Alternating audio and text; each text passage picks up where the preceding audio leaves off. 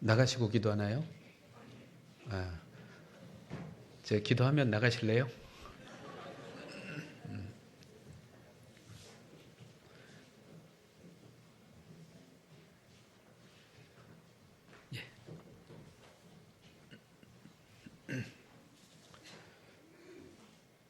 예, 함께 기도하시겠습니다. 우리를 참으로 사랑하시는 하나님 아버지, 우리를 죄악 속에서 구원하여 주셔서 너무나 감사드립니다. 구원받은 저희들 주님의 몸된 교회 가운데 이렇게 불러 모아 주시고 또 하나님의 말씀을 상고하고 또 함께 나눈 교제의 시간을 통해서 또 우리의 마음을 새롭게 하고 변화의 시간을 가질 수 있는 귀한 시간 갖도록 해주심에 너무나 감사드립니다.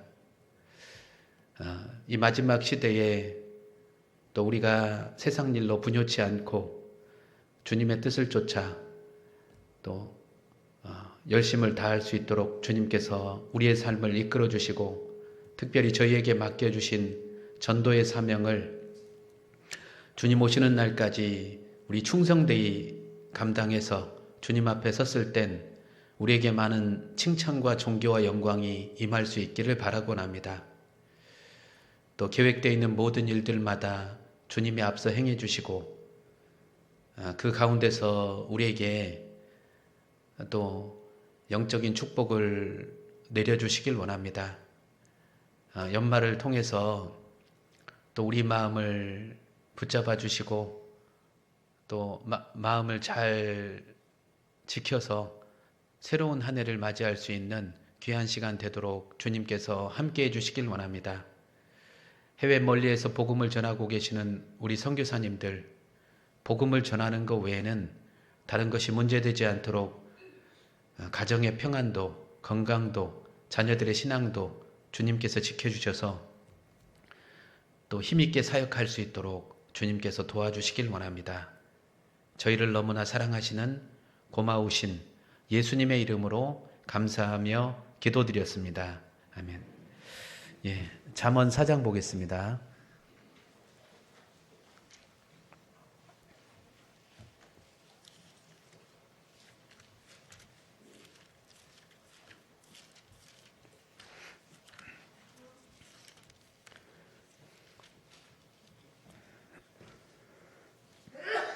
잠언 4장 23절 잘 하시는 말씀인데요.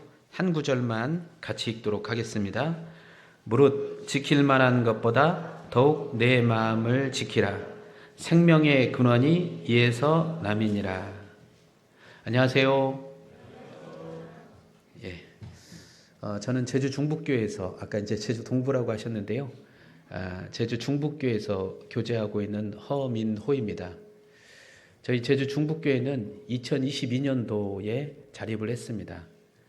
얼마 되지 않았죠. 4년 조금 이제 넘어가는 것 같습니다.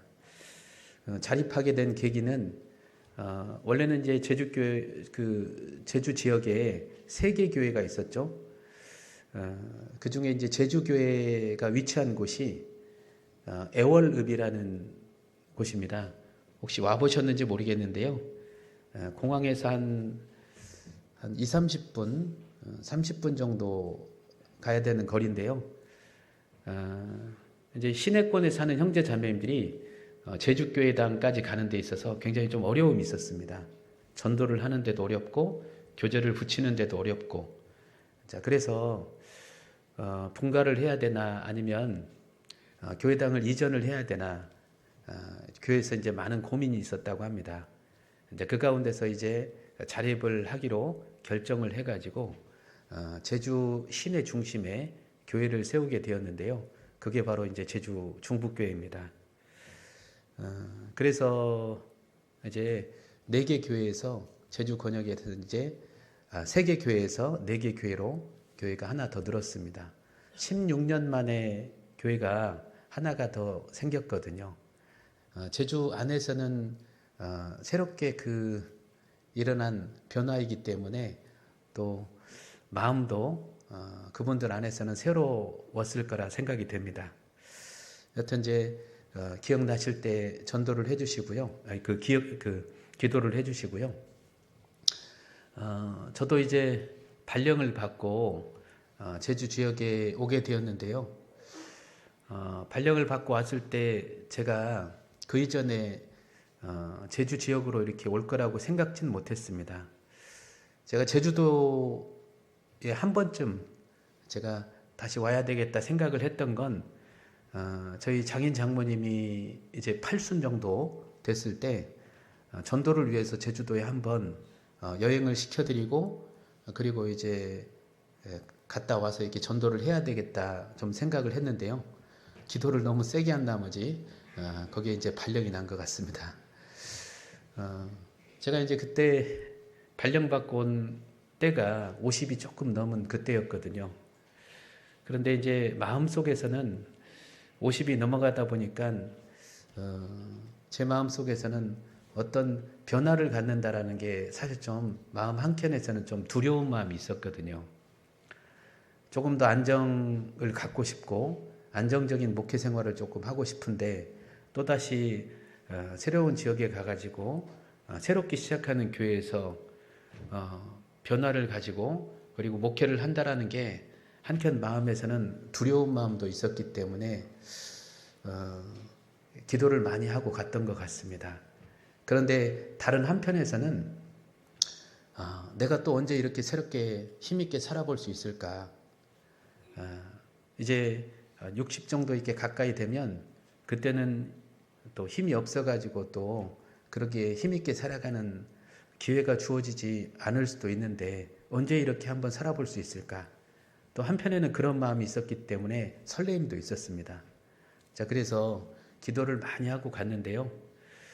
그때 이제 처음 그 주일 설교를 했던 그 날짜가 4월 3일이었어요. 첫 주일 설교가. 제주도는 4월 3일이 특별한 날이거든요. 4.3 사건이 있잖아요.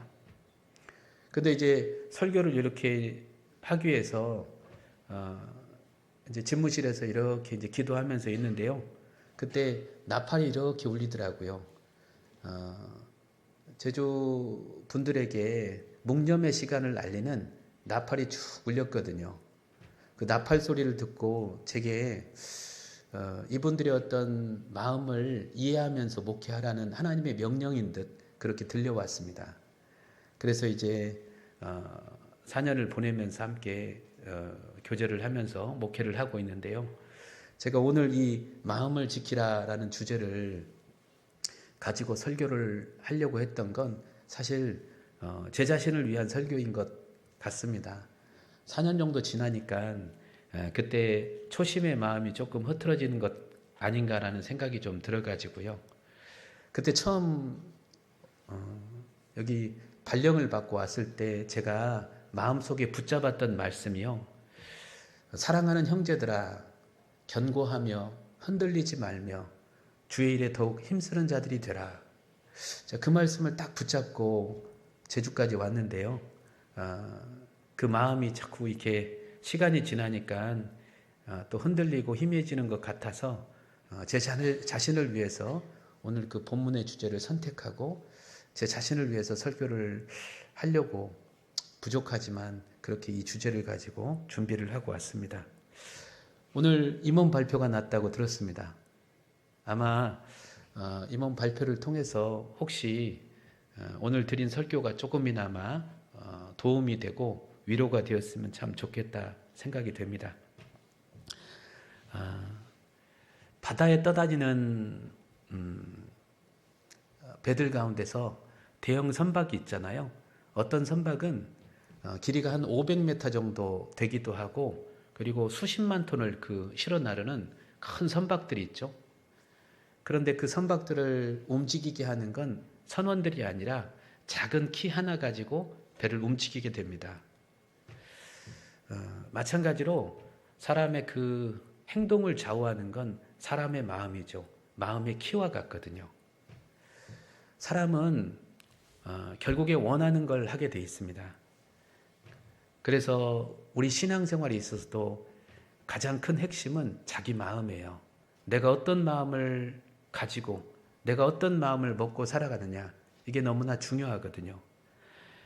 현재 나의 그 신앙이 이제 신앙의 곁길로 가고 있다면 내가 그간 마음을 지켜오지 못한 결과인 것이고, 그리고 지금 내가 어려운 상황 속에서도 교제 가운데 떨어지지 않고 지금까지 이 자리에 있을 수 있었다면 그것은 내가 마음을 지켜온 결과인 것이죠. 자, 그렇다면 요즘 내 마음의 상태는 어떤가요? 신앙 안에서 열심히 살고 싶은 마음입니까? 그렇지 않으면 내 육신 속에서 또 세상을 살아가는 마음 가운데 내 마음이 점점 기울어가고 혹 있진 않나요? 우리는 마음을 잘 지켜야 생명력 있는 신앙생활을 할 수 있는 것이죠. 본문의 말씀 다시 한번 읽겠습니다. 무릇 지킬 만한 것보다 더욱, 다 같이 한번 읽겠습니다. 4장 23절 같이 읽겠습니다. 무릇 지킬 만한 것보다 더욱 내 마음을 지키라. 생명의 근원이 이에서 남이니라. 무릇 지킬 만한 것보다 더욱 내 마음을 지키라 그랬잖아요. 우리가 살면서 지켜야 될 많은 것들이 있죠. 내가 소중하게 생각하는 많은 것들이 있잖아요. 어쩌면 내 건강도, 그리고 또 가정의 평안도, 그리고 또 재산도, 명예도, 때로는 내 자존심도 지키고 싶어 하죠. 그러나 내가 신앙생활 가운데 무엇보다도 지켜야 될 게 있다면 내 마음인 것이죠. 마음을 지키라 하는 것은 구원받은 사람에게 주어진 명령입니다. 왜냐하면 구원받지 않는 사람들에게 마음은 지켜야 될 대상이 아니라 돌이켜야 될 대상이죠. 마음을 지키라, 그것은 구원받은 사람에게 주어진 명령이죠. 왜냐하면 특별히 구원받은 사람에게 주어진 마음에 좋은 것들이 있잖아요. 구원받고 나면 우리에게 들어온 구원의 기쁨, 구원의 즐거움, 그리고 또 마음의 평안, 하나님을 향한 사랑, 이런 것들이 마음속으로 들어오게 되는데요. 이런 것들을 자칫 잘못하면 빼앗길 수 있기 때문에 지키라 말씀하시는 것이죠. 지킨다라는 것이 군사적인 표현이죠. 지키지 못하면 침노하는 세력이 있기 때문에 지키라 말씀하시는 것입니다. 우리가 지키지 못했을 땐 내가 그토록 가지고 싶었던, 간직하고 싶었던 것들을 다 빼앗기게 되는 것이죠. 소중한 것들을 빼앗길 수 있기 때문에 우리에게 지키라 이렇게 말씀하십니다. 우리의 마음은 전쟁터와 같죠. 전쟁터와 같기 때문에 때로는 성령님이 우리 마음을 주관하실 수도 있죠.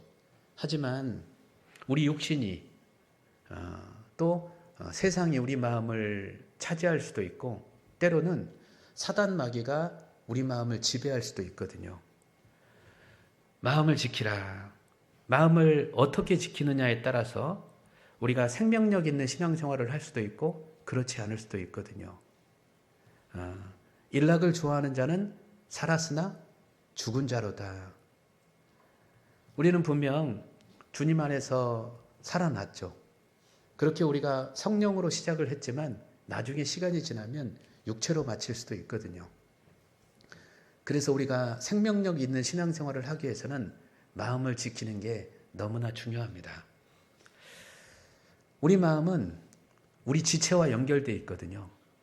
내가 마음을 어떻게 지키느냐에 따라서 내 손도 지킬 수 있고 내 눈도 지킬 수 있고, 그리고 또 내 발도 지킬 수가 있고 내 귀도 지킬 수가 있는 것이죠.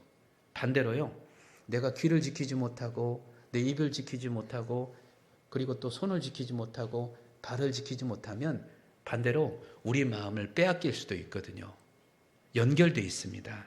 그래서 여기 보시면 20절에 보면 내 아들아 내 말에 주의하며 나의 이르는 것에 내 귀를 기울이라. 귀가 나왔죠. 그리고 또 여기 보시면 24절에 내 교율을 내 입에서 버리며 사곡을 내 입술에서 멀리하라. 여기 입이 나오죠. 그리고 내 눈은 바로 보며 내 눈꺼풀은 내 앞을 곱게 살펴. 여기 눈이 나오죠.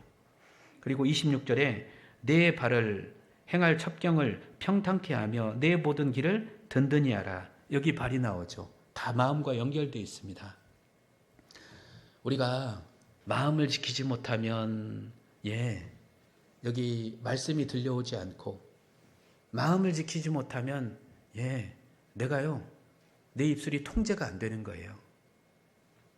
마음을 지키지 못하면 여기 보지 말아야 할 것에서 자꾸 바라보게 되고, 마음을 지키지 못하면 가지 말아야 될 곳에 자꾸 이렇게 기웃기웃 가게 되는 것이죠. 이처럼 우리 마음은 우리 지체와 연결되어 있는 것입니다. 그래서 마음을 잘 지킨다라는 것, 결국 그것이 내 귀를 지키는 것이고, 내 입을 지키는 것이고, 그리고요 내 눈을 지키는 것이고, 그리고 또 내 발을, 내 손을 지키는 것이거든요. 마음을 지키지 못했기 때문에 모든 것을 다 빼앗겨 버린 대표적인 한 사람이 있죠. 그 사람이 누구냐면요, 삼손입니다. 삼손은 나실인이었잖아요. 구별된 사람이었죠. 그는 마노아라는 그의 아버지 신앙적 가정에서 태어났습니다. 신앙의 철저한 교육을 받고 살았죠. 그랬기 때문에 그는 하나님이 주어지시는 특별한 힘을 가지고 그리고 살아왔었죠. 그는 특별한 힘을 소유했습니다. 그래서 나귀턱뼈를 가지고 블레셋 대군 1000명을 때려 눕힐 만큼 그는 특별한 하나님이 주신 힘을 가지고 있었죠. 그리고 사자와 싸울 만큼 힘을 가지고 있었죠. 그런데 그가 무엇 때문에 힘을 잃어버렸죠? 그가요 이제 이방 여인에게 마음을 싹 빼앗겨 버렸잖아요. 마음을 빼앗기고 나니까 결국요 눈도 발도 빼앗기게 된 것이죠. 여기 적고요. 사사기 14장.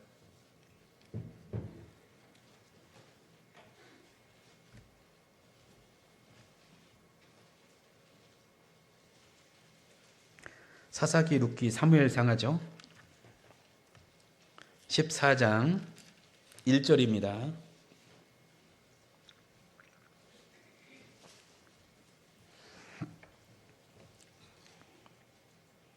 (1절) 같이 읽겠습니다.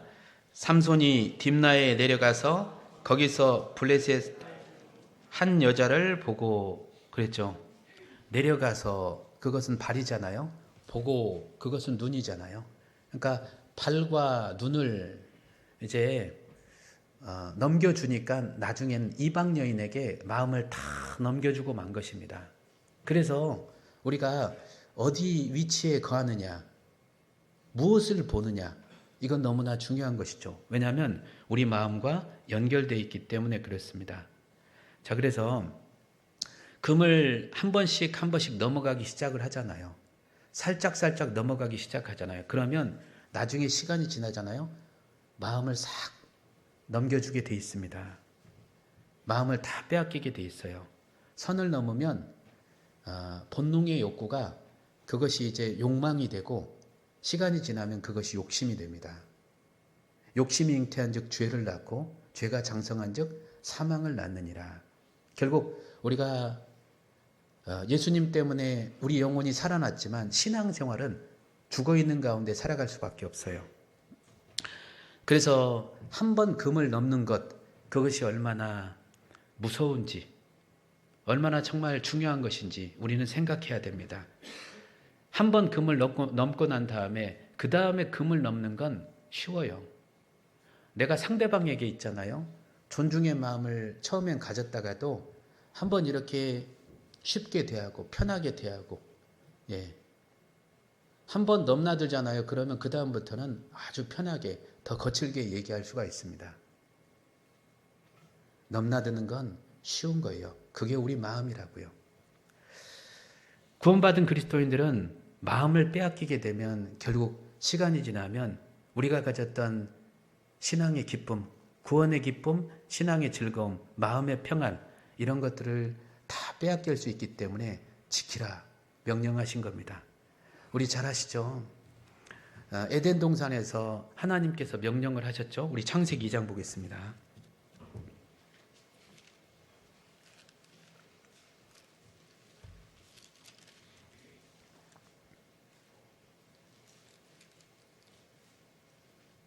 17절, 16절, 17절 같이 읽겠습니다. 여호와 하나님이 그 사람에게 명하여 가라사대 동산 각종 나무의 실과는 내가 임의로 먹되 선악을 알게 하는 나무의 실과는 먹지 말라. 내가 먹는 날에는 정령 죽으리라 하시니라. 예, 여기 선악과의 명령이 주어졌고 그걸 지킬 것을 하나님께서 명하셨습니다. 에덴 동산에서 주어진 명령이죠. 에덴이란 뜻이 무엇이죠? 기쁨이란 뜻입니다. 그들은 이 명령을 지켰어야 마음의 기쁨을 지킬 수 있었거든요. 그런데 그 명령을 어기자 그들은요, 마음에 가졌던 기쁨들을 다 빼앗긴 거예요. 사단에게 속아가지고요, 결국 그 마음들을 다 빼앗기고 난 다음에 그들 마음속에 들어온 게 무엇이죠? 고생, 질병, 고통, 사망, 이걸로 인해서 마음의 평안이 싹 깨진 겁니다. 우리가 그럴 수 있거든요. 우리 신앙생활 가운데 그래서 우리에게도 동일한 명령이 주어집니다. 무릇 지킬 만한 것보다 더욱 내 마음을 지키라. 우리 마음은 에덴 동산처럼 만약 지키지 못했을 때 많은 것들을 빼앗길 수가 있거든요. 자, 그렇다면 지금 이 순간 내 마음을 내가 알까요, 모를까요? 알까요, 모를까요? 예, 글쎄요, 나도 잘 모르겠어요. 자꾸 내 마음이 요동치고 자꾸 마음이 바뀌니까 도대체 내 마음이 어떤 마음인지 잘 모르겠어요. 사실 하나님께서는 우리가 마음을 아니까 지키라는 것이죠. 아니까. 그런데 왜 나는 모른다고 하는 걸까? 사실은 그 마음을 내가요, 책임지기 싫어하기 때문에 그래요. 우리는 그 마음을 책임지기 싫어하기 때문에 내 마음을 두고 다른 곳에 핑계와 변명으로 돌리곤 하죠. 여러분, 우리가 구원을 받는 것도 사실은 마음 먹기에 달렸습니다. 내가 마음을 먹잖아요. 진짜 말씀을 잘 들어서 구원을 받아야 되겠다. 꼭 구원받고 싶다 그러면 아마 여기 계신 분들 모두 다 구원을 받을 수 있습니다. 마음 먹기에 달려 있어요. 내가 마음을 끝까지 틀잖아요. 그러면 아무리 좋은 말씀이 주어져도 한 말씀도 내 마음속에 들어오지 않잖아요. 내가 마음을 어떻게 먹느냐, 내 마음을 어떻게 지키느냐, 이건 너무나 중요해요. 그래서 결국에 그 사람의 최종 동의는 마음인 것입니다. 그 사람의 마음인 거예요. 한 사람이 구원을 받지 못할 때도 최종 책임은 그 사람인 것이고 그 사람의 마음인 거고, 한 사람이 구원을 받는 것도 그 사람이 결국 바른 마음을 먹었기 때문에 구원을 받는 것이죠. 자, 그렇다면 내 마음이 요즘 어떤 마음일까? 그것을 알 수 있는 간단한 방법이 있을까? 그것은 내가 요즘 주로 어떤 생각을 반복하느냐, 이게 내 마음의 주된 마음인 거예요. 여러분은 요즘 어떤 생각을 반복하십니까?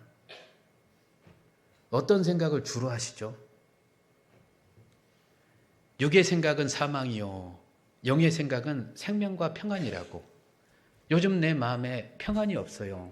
그건 달리 생각을 해봐야 돼요. 내가 요즘 하나님에 대한 생각, 복음에 대한 생각, 교회에 대한 생각, 그리고 또 신앙생활에 대한 생각보다는 내가 육신적인 생각에 매여 있지 않나? 분명 성경은 말씀하시죠? 예, 육신의 생각은 사망이요, 내 생각의 결과인 것이죠. 내가 지금 어떤 생각을 반복했느냐에 따라서 내 신앙생활이 힘을 잃어가고 힘을 빼앗기고, 그리고 또 생명력 없는 신앙생활을 하고 있는 모습으로 살아가고 있는 것, 그것은 내가 어떤 생각을 반복하면서 했느냐의 결과인 것입니다. 생각의 결과라. 생각의 결과라. 그런데 내가 교회에 대한 생각, 그리고 복음에 대한 생각, 신앙생활에 대한 생각을 하게 되었을 땐 그 생각이 내 마음에 평안을 가져다 주거든요. 우리가 어떤 마음, 어떤 생각을 하느냐, 그것은 너무나 중요하죠. 그래서 대저 그 마음의 생각이 어떠하면 그 위인도 그러한즉. 위인은 그냥 되는 게 아니죠. 바른 생각을 반복하면서 그 마음을 지키면서 위대한 위인이 되는 것이죠. 사람은 생각을 반복하면서 결국 마음이 기우는 쪽으로 행동을 하게 되었습니다. 마음이 그쪽으로 기울고 나면 결국 그 사람은 붙잡을 방법이 없는 거예요. 자, 그래서 결국에요, 우리는 마음이 기울기 시작하면 그쪽을 선택하기 위해서 여러 가지 변명과 핑계를 찾죠. 그렇잖아요. 만약에 교제를 떠나고 싶은데 예를 들어가지고요, 사람들은 교제를 떠나기 전 다른 핑계와 변명을 찾습니다. 적당한 핑계와 변명을 찾아요. 그런데 우리가 떠나야 될 이유가 있나요? 포기해야 될 이유가 있나요? 그럴듯한 어떤 핑계와 변명을 찾고 떠나는 분들이 많이 있거든요. 그래서는 안 됩니다. 마음을 지켜야 돼요. 지켜야 될 이유가 있잖아요. 내가 마음을 지켜서 이 가운데 버텨야 될 이유가 있잖아요.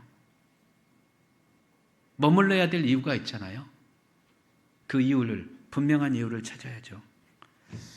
그런데 자꾸 그 생각을 마귀가 넣는다라는 것이죠.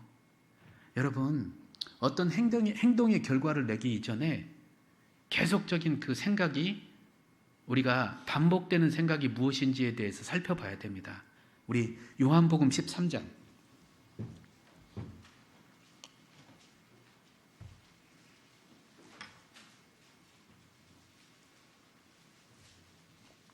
2절.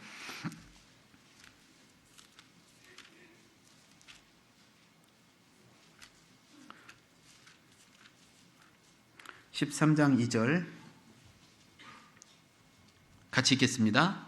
마귀가 벌써 시몬의 아들 가롯 유다의 마음에 예수를 팔려는 생각을 넣었더니, 어떤 행동으로 옮기기 전 생각 속에서 마귀가 넣은 여러 가지 생각이 있거든요.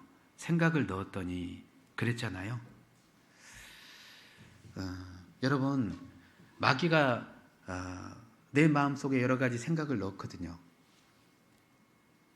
그러면 생각을 멈춰야 되는데 우리는 그 생각을 즐기거나 마음에 있는 것을 끌어다가 생각을 즐기거나 생각을 키워가거든요. 생각을 키우다 보면 잠을 못 자죠. 그러다 보면 생각이 키워짐으로 인해서 더욱더 부정적인 마음이 커져가는 것이죠. 여기 가롯 유다가 처음에 예수님을 팔려는 생각을 마귀가 넣었습니다. 생각을 넣은 건 어쩔 수 없다 하지만 문제는 뭐냐면 그 생각을 키워간 거예요. 그런데 그 이전에 가롯 유다의 마음속에서는 뭘 가지고 있었냐면요, 돈을 사랑하는 마음을 가지고 있었거든요. 자나깨나 돈 벌 생각밖에 없었기 때문에 마귀는 그것을 알아채고 이제 그 생각을 가지고 있는 이 가롯 유다에게 마귀는요, 예수를 팔려는 생각까지 넣은 거예요. 타이밍이 기가 막히죠. 여러분, 내가 좋은 생각, 그 다음에 신앙적으로요, 바른 생각을 하게 되면 마귀도 쉽게 접근을 못 하거든요. 그런데 내가 안 좋은 부정적인 생각, 안 좋은 생각들을 계속 하다 보면 마귀가 대번에 알고 더 적극적으로 신앙생활을 하지 못하도록, 포기하도록 하는 생각을 집어넣거든요. 우리는 적당한 핑계와 변명을 찾으려고 또 더 나아가서 하는 거고요. 마귀는, 이 가롯 유다는요, 이제 돈 욕심 때문에 예수님을 팔려고 하는 생각까지 점진적으로 마귀에게 틈을 열어준 것입니다. 자, 그런데 이 가롯 유다가 예수님과 함께 일 때부터 가지고 있었던 마인드가 있거든요. 참 중요합니다. 어떤 마인드를 가지고 있었는지, 이게 참 중요해요.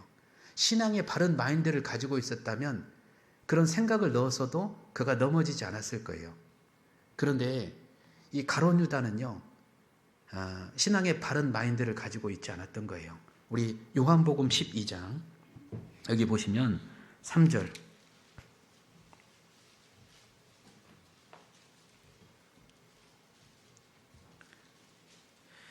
마리아는 지극히 비싼 향유 곧 순전한 나드 한 근을 가져다가 예수의 발에 붓고 자기 머리털로 그의 발을 씻으니 향유 냄새가 집에 가득하더라.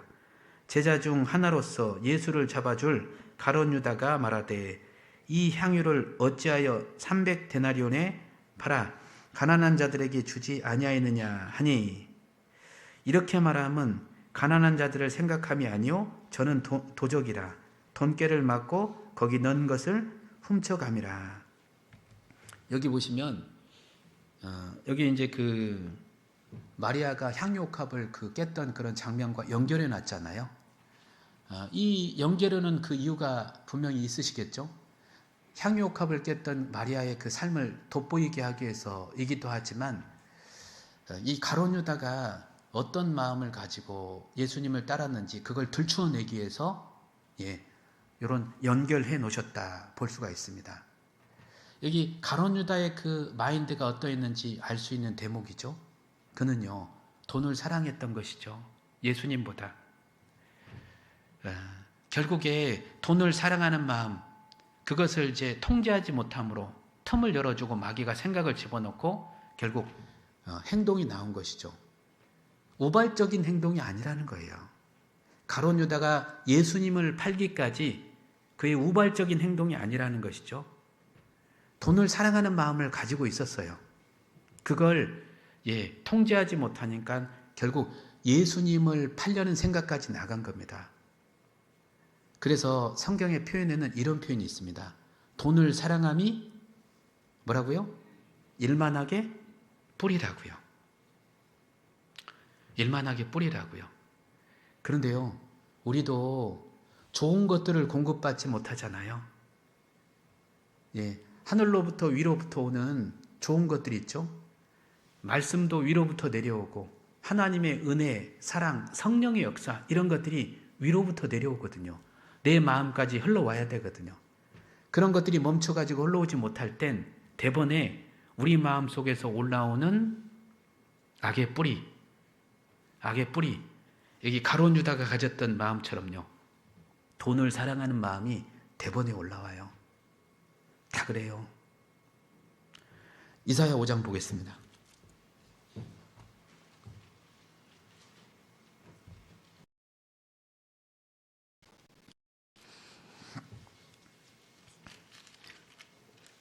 자, 이사야 5장 찾아놓고요. 이사야 5장은 이스라엘 백성들이 출애굽을 해가지고 광야를 거쳐서 가나안 땅에 들어왔습니다. 가나안 땅에 딱 들어왔는데 이제 계속적으로 불순종을 거듭하는 겁니다.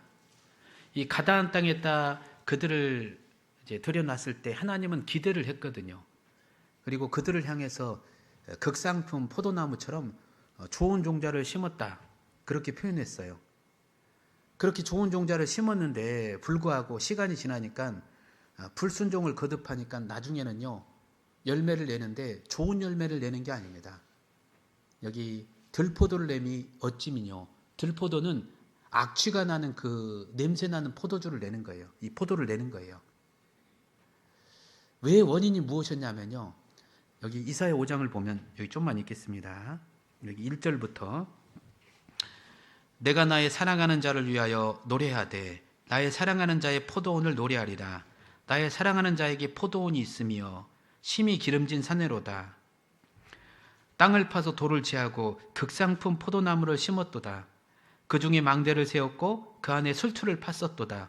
좋은 포도 맺기를 바랬더니 들포도를 맺혔도다. 예루살렘 거민 유다 사람들아, 구하노니 이제 나와 내 포도원 사이에 판단하라. 내가 내 포도원을 위하여 행한 것 외에 무엇을 더할 것이 있었으랴. 내가 좋은 포도 맺기를 기다렸거늘 들포도를 맺히면 어찌민고.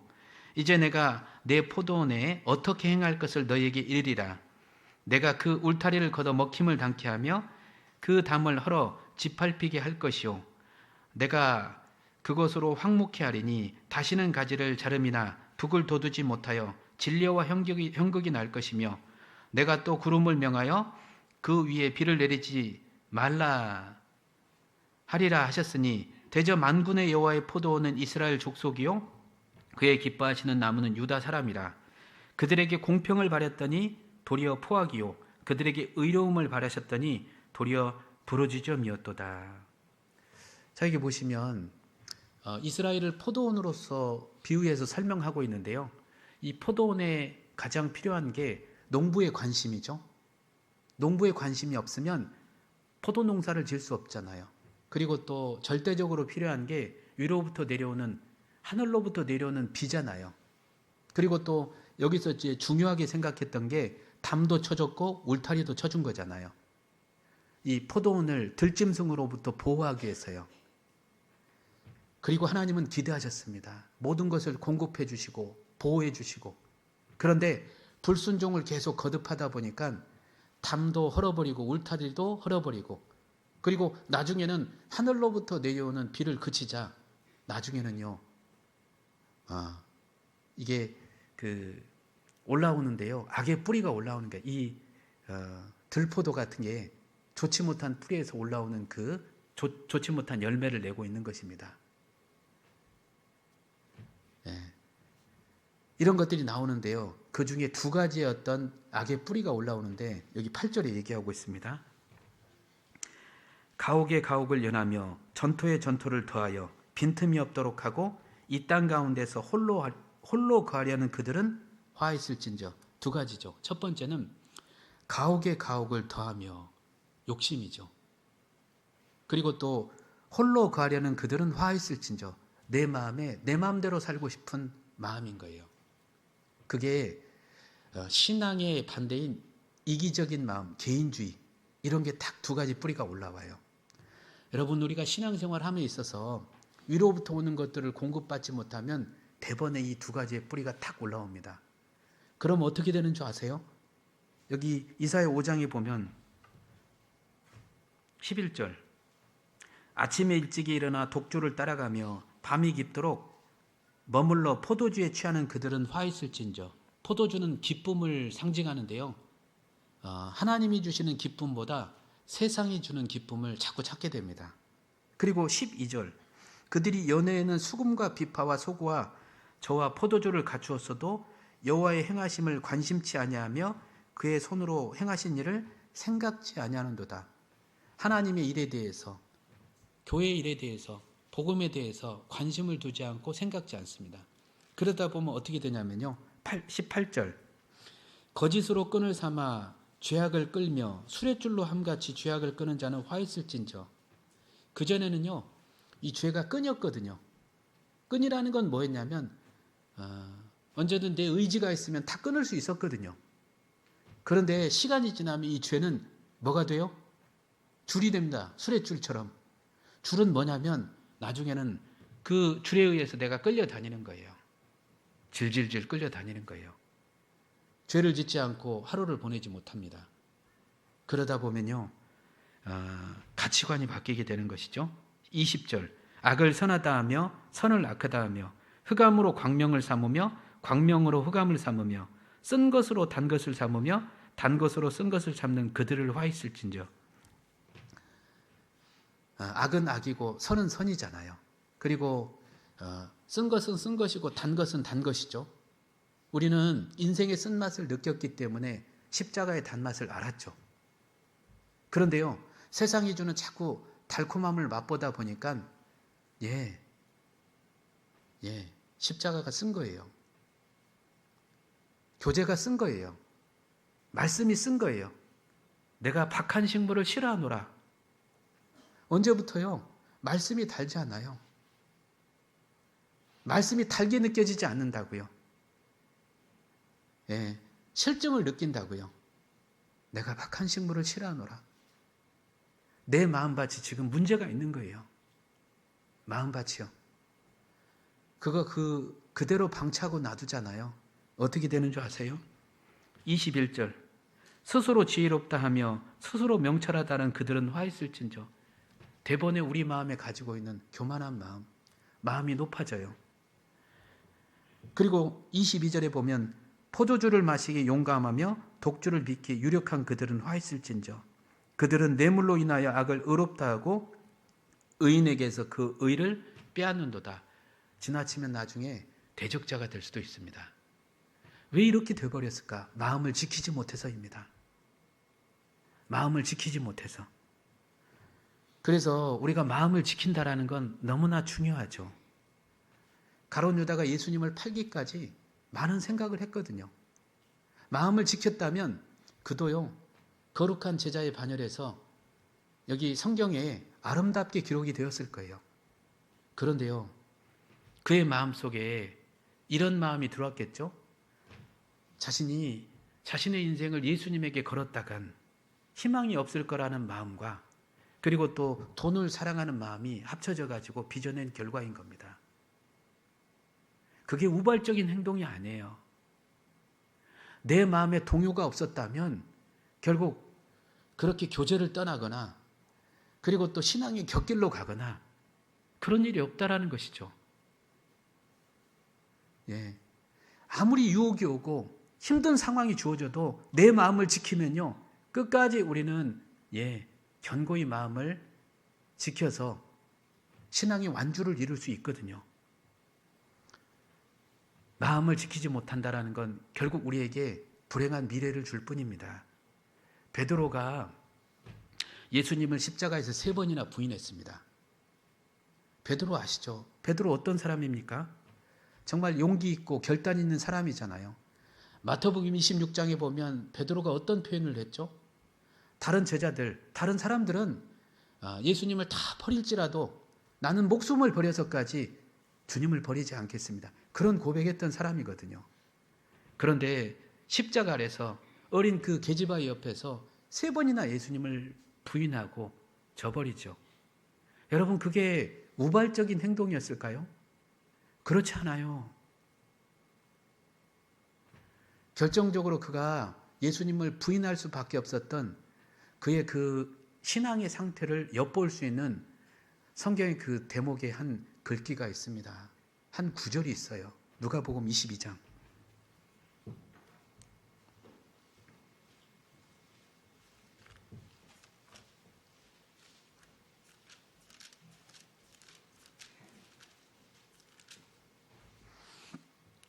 (54절)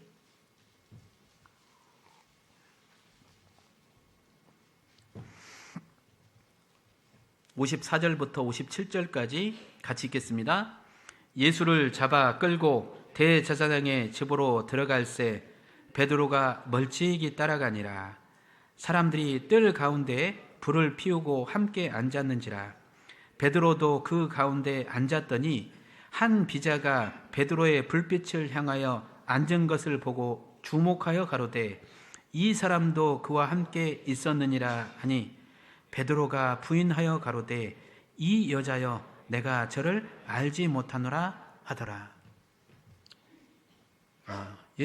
베드로가 예수님을 부인하기 전 그의 모습이 어땠는지 알 수 있는 이 구절 가운데 예수를 잡아 끌고 대제사장으로 집으로 들어갈새 베드로가요 어떻게 따라갔다고요?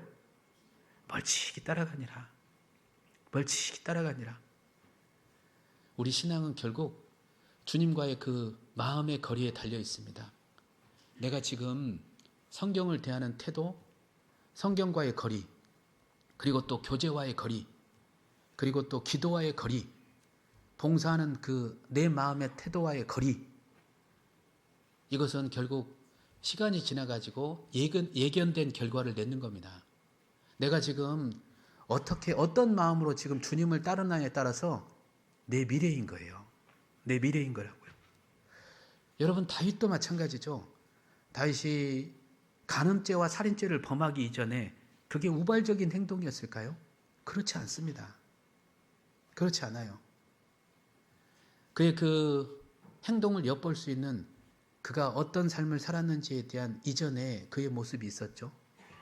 다윗이 즉흥적으로 우발적으로 그 밧세바라는 여인을 데려와 가지고 간음죄를 범했을까요? 아니에요. 그가 마음속에서 가지고 있었던 품고 있었던 마음을 엿볼 수 있는 대목이 있죠. 다윗은요, 잘 아시다시피 훌륭한 신앙을 가졌지만 그런데 그가 이제 목동에서 왕위에 올랐어요. 어느 딱 위치에 오르니까 이제 더 이상의 어떤 신앙적 목표의식을 잃었을 때 그에게 어떤 목표의식을 잃고 나자 게으름이 찾아온 거잖아요. 신앙적 내가 더 이상 뭘 해야 될지 모르겠다라는 그 신앙적 게으름이 찾아왔을 때 그게 위기인 거예요. 가끔가다 우리는 이제 전도 집회를 끝내고 수양회를 끝내고 그때 위기의 순간이 찾아오는 것을 보게 됩니다. 수행회 때, 그 다음에 전도 집회 때 많은 은혜를 받았는데 그걸 마치고 나서 우리에게 은혜 뒤에 오는 시험처럼 결정타를 일리는 그런 시험이 찾아올 수도 있거든요. 우리도 마찬가지입니다. 누군가를 전도함에 있어서 가족들을 정말 애쓰게 전도를 했어요. 그리고 난 다음에 안심을 딱 했는데 그때부터가 위기라는 거예요. 더 이상 내가 목표의식을 잃었을 때. 다윗도 마찬가지거든요. 더 이상의 목표의식을 잃었을 때 그때 한 여인이 목욕하는 장면을 보게 되고 그리고 또 그 여인을 데려오게 되고 그 여인을 데려와 가지고 자기 부하의 아내였다라는 걸 알게 되었을 때 돌려보내야 되는데 간음죄를 범하게 되고 그게 부끄러웠는지 이제 그걸 감추기 위해서 살인죄까지 범하게 되고 죄는 점점 더 잘하게 되잖아요. 결국 마음을 지키지 못한 결과인 것입니다. 우발적인 게 아니라는 거예요.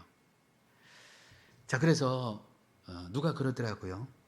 당신이 지금 무슨 생각을 하고 있는지 조심하십시오. 그것은 곧 말과 행동으로 나타나기 때문입니다. 당신의 지금의 어떤 말과 어떤 행동에 대한 것을 조심하십시오.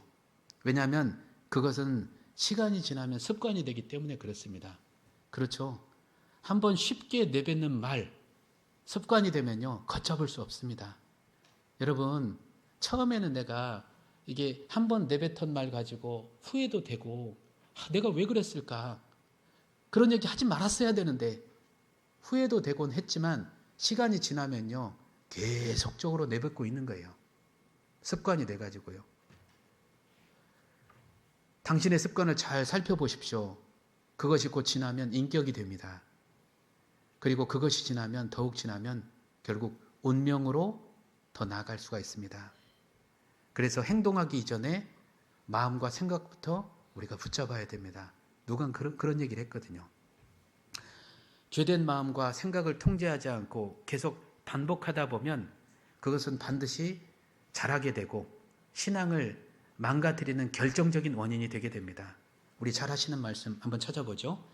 야고보서 1장입니다.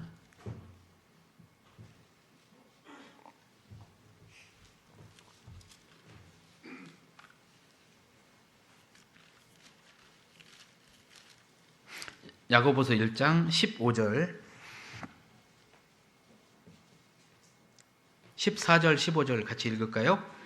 오직 각 사람이 시험을 받는 것은 자기의 욕심에 끌려 미혹됨이니 욕심이 잉태한 즉 죄를 낳고 죄가 장성한 즉 사망을 낳느니라. 내가 지금 어떤 그 마음과 생각을 반복하는지 이건 이 순간 너무나 중요합니다. 그걸 통제하지 못하면 예견된 그 행동의 결과를 낳는다라는 것이죠. 자, 그래서 한 사람이 어떤 마음을 가지고 어떤 생각을 가지고 살아가느냐, 이건 너무나 중요해요. 우리가 어떤 마음을 가지고 살았냐, 그거에 따라서 우리가요, 주님께서 약속하신 그 약속의 땅, 신앙의 기업을 우리가 차지할 수도 있고 아니면 내어줄 수도 있거든요. 빼앗길 수도 있습니다. 잘 아시죠? 민수기 13장, 14장에 보면 이스라엘 백성들 가운데서 가나안 땅에 들어가기 전에 12명의 정탐꾼을 보냈잖아요. 근데 정탐 보고가 엇갈렸거든요. 그 내용 한번 보죠. 우리 민수기 13장.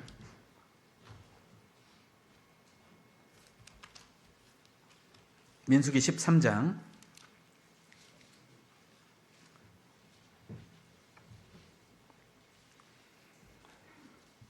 30절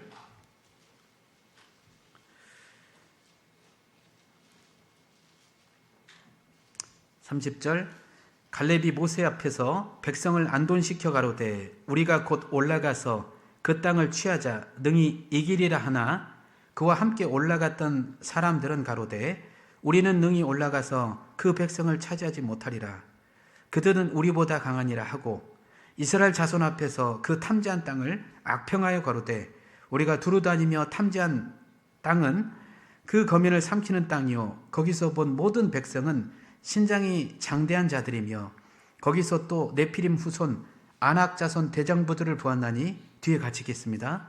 우리는 스스로 보기에도 메뚜기 같으니 그들의 보기에도 그와 같았을 것이니라. 10명의 정탐꾼은 불평을 쏟아냈죠. 우리는 절대 못 이깁니다. 이렇게 얘기를 했잖아요. 반면에 14장 6절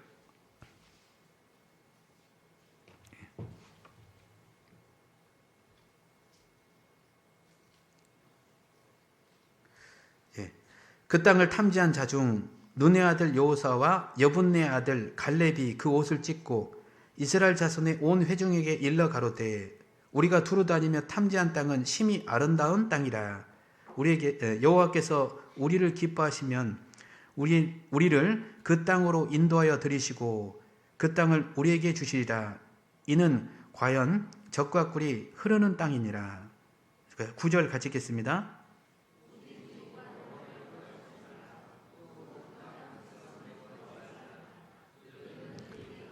예, 됐습니다. 그들은 우리의 밥이라.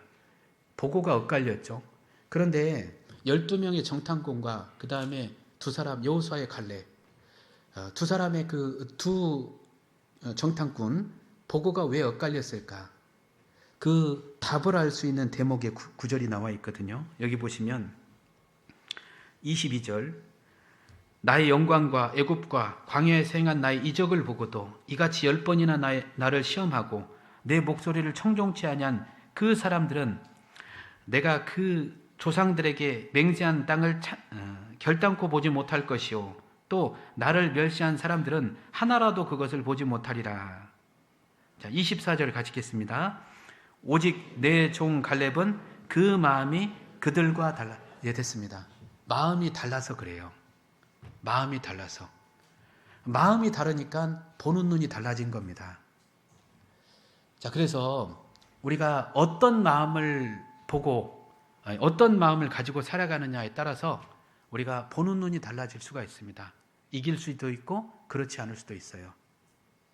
자, 아프리카에 신발을 팔러 갔던 두 영업사원이 있었다고 합니다. A라는 영업사원이 있었고 B라는 영업사원이 있었는데요. A라는 영업사원은 가자마자 본사에 전화를 걸었어요. 여기 비행기 티켓 좀 예매해 주세요. 사람들이 신발을 신지 않습니다. 다시 돌아간 그 영업사원이 있었고요. B라는 영업사원도 본사에 전화를 걸었대요. 본사에 전화를 걸어가지고 여기 신발 5만 켤레만 보내주세요. 다 팔 수 있습니다. 무슨 차이죠? 상황은 똑같은데 마음의 차이예요. 마음의 차이라고요. 내가 어떤 마음을 가지고 바라보느냐 달라져요. 우리 마음은 시시각각 변하죠. 세월이 흐르면서 환경이 달라지면서 우리 마음은 자꾸 변해요. 우리가 처음 그 구원 받았을 때 순전했던 그 마음을 한결같이 유지하기라는 것은 좀 쉽지 않죠. 처음에 시작했던 마음과 달리 시간이 지나면서 우리 마음은 많이 달라지게 됩니다. 그런데 여기 여호수아 갈렙은요. 여기 하나님께 약속을 받았던 그때가 이제 나이가 40세 그리고 이제 45년이 흘러가지고 가나안 땅을 이제 분배하는 과정 속에서 여호수아에게 이런 얘기를 하죠. 나에게 헤브론 땅을 좀 맡겨달라고. 거기는 비록 기골이장대한 아낙 자손이 있고 험준한 땅이라 할지라도 나에게 한번 맡겨주라고. 그러면서 한마디를 덧붙입니다. 하나님이 나와 함께 하신다라면 나는 그때나 지금이나 출입이나 싸움에 감당할 수 있노라고. 그의 나이가 85세였어요. 45년의 세월이 흘렀습니다. 아마 세월이 흘렀기 때문에 이제 주름의 계급장도 늘었을 거고 많은 환경도 달라졌을지 모르겠습니다. 그런데 그의 한결같은 마음은 변하지 않았어요. 우리가 처음 구원받았을 때와 달리 왜 우리의 마음이 그토록 변해버렸을까요? 그때는 참 좋았는데 순수하게 하나님을 사랑했고 계산 없이 형제자매들을 사랑했고 교회가 명하시면 예, 제가 그렇게 하겠습니다. 순종했던 마음이 이토록 변해가지고 내 마음이 이렇게 달라졌을까? 왜 그토록 변한 걸까요? 하나님이 변했습니까? 말씀이 변했습니까? 아니죠. 여전히 변한 건 내 마음이거든요. 하나님은 그때나 지금이나 변하시지 않았거든요. 각양 좋은 은사와 온전한 선물이 위로부터 빛들의 아버지께로 내려오나니 그는 변함도 없으시고 회전하는 그림자도 없으시니라. 한순간도 나를 향해서 하나님 변하시지 않았거든요. 그리고 말씀의 1.1획도 떨어지지 않고 다 이루리라. 변하지 않고 성실하게 나를 향해서 그 말씀을 이루셨잖아요. 여전히 변한 건, 언제나 변한 건 내 마음이거든요. 내 마음이 변한 거예요. 그래서 우리 마음을 지키라는 거예요. 우리 마음만 잘 지키면 우리는 변하시지 않는 그 하나님 붙잡고 살면요, 반드시 약속의 땅, 약속의 기업을 우리가 차지할 수 있거든요. 발바닥으로 밟는 땅마다 너희 기업이 되게 하리라. 약속하셨잖아요. 주님 오셨을 때 우리에게 반드시 약속하신 그 영원한 기업의 땅을 우리가 차지할 수 있을 거예요. 그런데 왜 자꾸 잃어버리죠? 내 마음이 변해서 그래요. 자꾸 변하기 때문에 변하지 말아야 됩니다. 자, 그래서 이 마지막 때 특히나 우리 마음속에 이 사단 마귀는 자꾸 이렇게 안 좋은 생각들을 집어넣거든요. 그래서 종교개혁자 마틴 루터는요, 새가 머리로 날아다니는 것을 막을 수는 없지만 새들이 머리에 둥지를 트는 것은 막을 수 있다. 생각을 집어넣는 건 어쩔 수 없습니다. 그런데 그 생각을 반복하면서 키워가거나 그걸 붙잡고 계속 묵상하는 건 잘못된 거예요. 버리고 순종하고, 버리고 다시금 마음을 돌이키고, 이게 우리 삶의 반복이 돼야 됩니다. 반복이 돼야 돼요. 그리고 더 나아가서 버리는 것으로만 그치지 않고 우리는 그곳에 선한 것을 심어야 됩니다. 우리에게 있어서 선한 것이 무엇일까요? 말씀이죠. 말씀을 심어야 돼요. 그냥 뽑아내는 것만으로 그친다면 또다시 우리에게요, 안 좋은 생각은 언제든지 들어올 수가 있습니다.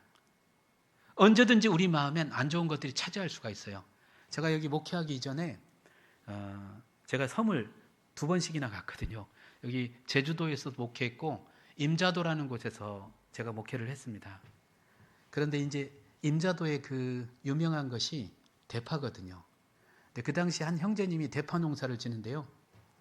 그 대파 농사 그 형제님의 밭에 가보면 대파 반, 풀 반 이렇게 돼 있어요. 뭐 양념 반, 후라이 반도 하시 대파 반, 풀 반. 왜 이렇게 관리를 안 했냐고 제가 좀 얘기를 했거든요. 물론 이제 교회 일도 바쁘고 또 직장도 다녀가면서 일을 했기 때문에, 농사를 졌기 때문에 관리가 안 된 겁니다.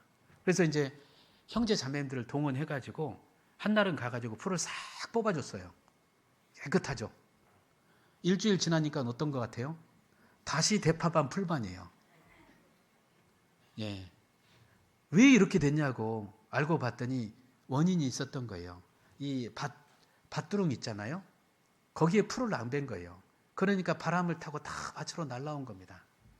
그래가지고 제가 예초기를 가지고 다 베줬거든요. 그러니까 좀 낫더라고요. 시간이 지나니까 또 날라와요. 거기에 뭘 심어야 돼요. 선한 씨를 심어야만, 그래야만 풀이 자라지 않죠. 우리도 마찬가지입니다. 우리도 마찬가지예요. 복 있는 사람은 악인의 길을 쫓지 아니하며 죄인의 길에 서지 아니하며 오만한 자리에 앉지 아니하고, 여기까지 해서는 안 된다라는 것이죠. 그 뒤에 무슨 말씀이 있죠? 오직 여호와의 율법을 즐거워하여 그 율법을 주야로 묵상하는 자로다. 여기까지 나가야 됩니다. 그래야만 우리 마음을 지킬 수가 있어요. 우리는 버리는 데만 버리는 데만 집중하다가 나중에는요, 정말 정작 이 좋은 것을 심는 데까지 나가지 못하므로 다시 우리 마음이 안 좋은 것으로 차지하는 것을 보게 될 때가 있거든요. 자, 그래서 내가 주께 범죄치 아니하려 주의 말씀을 내 마음에 두었나이다. 그래서 버리고 사모하라. 성경에 그런 말씀이 반복되거든요. 버리고 사모하라고요. 거기까지 나가야 우리 마음을 지킬 수 있다라는 것이죠. 그래서 우리는 마음을 지키는 비결 그 중 하나가 바로 내가 말씀을 잘 들어야 됩니다. 잠언 4장 보겠습니다.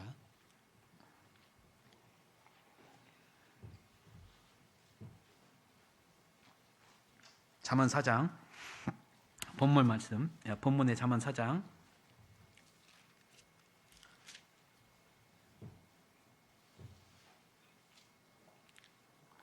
자, 10절 한 구절 같이 읽겠습니다. 내 아들아 들으라, 내 말을 받으라, 그리하면 내 생명의 해가 길리라. 자, 여기 첫 번째 이제 들으라, 그 다음에 받으라 나오잖아요. 잘 들어야만 받을 수가 있습니다. 여러분 어때요? 잘 듣고 계십니까? 말씀을 잘 듣는 게 너무나 중요해요. 그래서 야고보서 성경에 보면 말씀 생활에 세 가지 원칙이 있거든요. 세 가지 원칙이 뭐냐면 잘 듣는 거예요. 그리고 잘 받는 거고, 그걸 지키는 거고, 이 세 가지 원칙이 있거든요. 그런데 듣는 것을 방해하는 일들이 있거든요. 세상의 소리를 자꾸 듣잖아요. 그러면 듣는 게 어렵습니다. 이 순간 내가 말씀을 듣는 걸 어려워하는 분들이 있잖아요. 이유가 뭐죠? 자꾸 세상의 소리를 듣는 거예요. 스마트폰 보면서 다른 세상의 사람 소리를 들으면서 말씀 듣는 걸 집중을 못하는 분들이 있거든요. 그걸 내려놔야 하나님의 말씀을 들을 수 있어요. 잘 들어야 우리는 받을 수가 있습니다. 잘 들어야. 그리고 잘 받아야 되거든요. 그런데 야고보서 성경에 보면 온유함으로 받으라 그랬거든요. 그런데 왜 온유함으로 받지를 못하죠? 감정이 자꾸 문제가 생기는 거예요. 여러분, 전도 집회라든지 주일 말씀 이전에는 다투면 안 돼요. 말씀이 안 들어와요. 그런데 전도 집회 때만 되면 다투는 분들이 있거든요. 이 마음을 지키지 못하니까 말씀도 마음속으로 들어오질 못하는 거예요. 그래서 집회 전에는, 그리고 또 주일 말씀 전에는 자꾸 싸우려고 하면 안 됩니다. 말씀을 잘 듣도록 내 마음을 잘 지키는 게 너무나 중요해요. 듣고 받아서 생명의 해가 길리라 그랬잖아요. 그래서 우리는 받는 것보다 듣는 것이 너무나 중요하다라는 거예요. 그래야만 생명력 있는 신앙생활을 유지할 수 있는 것이죠. 그리고 요한복음 15장 보겠습니다.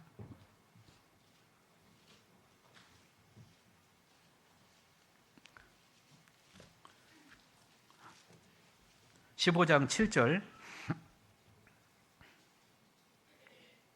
같이 읽겠습니다. 너희가 내 안에 거하고 내 말이 너희 안에 거하면 무엇이든지 원하는 대로 구하라. 그리하면 말씀이 거해야 됩니다. 여기 요한복음 15장에 붙어 있으라 그러잖아요.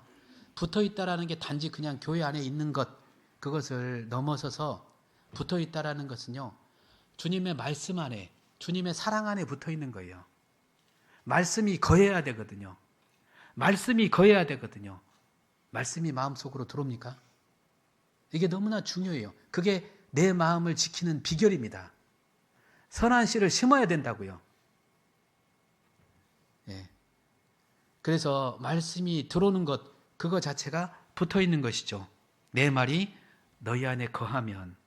그 잠언 2장에 보면 보시죠. 잠언 2장 한번 보겠습니다.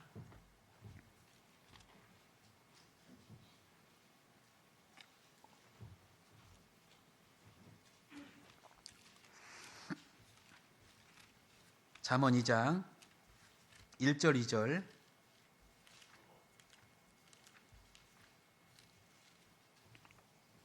여기도 같이 읽겠습니다. 내 아들아, 내가 만일 나의 말을 받으며 나의 계명을 내게 간직하며 내 귀를 지혜에 기울이며 내 마음을 명철에 두며. 자, 여기 내 아들아, 내가 만일 나의 말을 받으며 나의 계명을 내게 간직하며 그랬잖아요. 이 간직하다라는 게 원어에 보면 그 보석을 빼앗기지 않는다, 그런 의미를 담고 있다고 합니다. 말씀을 보석처럼 생각하고 지키려고 해야 되거든요. 그런데 들었던 말씀을 자꾸 우리는 빼앗기는 거예요. 세상의 마음에 빼앗기고 육신적인 어떤 욕망에 빼앗기고요. 다른 것에 자꾸 이렇게 들었던 말씀을 빼앗기거든요. 그것을 간직하려고 해야 됩니다. 한 말씀 한 말씀이라도 간직하려고 해야 되거든요. 그게 습관이 돼야 되거든요. 저희 교회는 그래서 이제 그것을 습관을 들이기 위해서 한 장 묵상을 하거든요. 한 장 묵상을 하면서 자기 마음에 남는 그 말씀의 한 구절을 이렇게 이제 카톡방에다 올립니다. 그래서 그 올린 말씀을 하루 종일 그것을 되새겨 보라고. 뭐 한 장의 말씀을 다 이렇게 묵상하면 좋은데 그러기 쉽지 않으니까 한 구절의 말씀이라도 그걸 계속 이제 스마트폰을 많이 보잖아요. 그거 보면서 오늘 내가 마음에 남겼던 여기 올렸던 말씀을 계속적으로 한번 묵상을 해보라고. 이제 그걸 한 4년째 하고 있거든요. 그러니까 변하는 분들이 있더라고요. 변하는 분들이 있더라고요. 여러분 한 구절이라도 내 마음속에서 남겨서 그걸 묵상하면서 지켜보려고 해야 됩니다. 그러면 이 상황이 되잖아요. 그 말씀이 삶 속에서 탁탁 튀어나와요. 나를 지킬 수 있어요. 내 삶을 지킬 수 있는 말씀이 되는 거예요. 그런데 그 한 구절의 말씀, 성경의 말씀이 내 마음속으로 왜 들어오지 못하는 걸까? 어쩌면요. 지금 내 안에 들어있는 게 있을 수 있거든요. 성경에 보면 마태복음 13장에 보면 네 종류의 밭 중 첫 번째 나오는 게 길가잖아요. 길가. 길가라는 게 무엇이냐면 밭고랑 사이란 뜻이 있거든요. 우리 밭고랑 사이로 사람들이 왔다 갔다 하죠. 그러면 딱딱해지거든요. 딱딱해지기 때문에 씨를 심어도 들어가지 않는 것입니다. 사람 마음과 같아요. 굳어있는 그 마음들이 굳어있는 분들이 있거든요.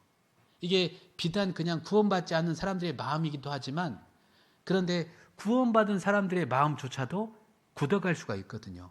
말씀에 씨를 심었는데 들어가지 않는 거예요. 굳어있기 때문에. 그러면 왜 우리 마음이 굳어가는 걸까? 베드로후서 2장에 보면 탐욕으로 연단된 마음이란 그런 표현이 있거든요. 욕심이 들어오면 마음이 굳어가요. 세상 욕심이 자꾸 들어오잖아요. 그러면 마음이 굳어가게 돼 있다고요. 그래서 가룟 유다가 그 욕심 때문에 예수님을 팔아 넘긴 겁니다. 우리 마음에 욕심이 계속 들어오면 마음밭이 굳어가고 말씀에 씨가 들어가려고 해도 들어가지 않는 것이죠. 그런데 우리 시대는 참 세상 욕심에 가득 차 있는 세대잖아요.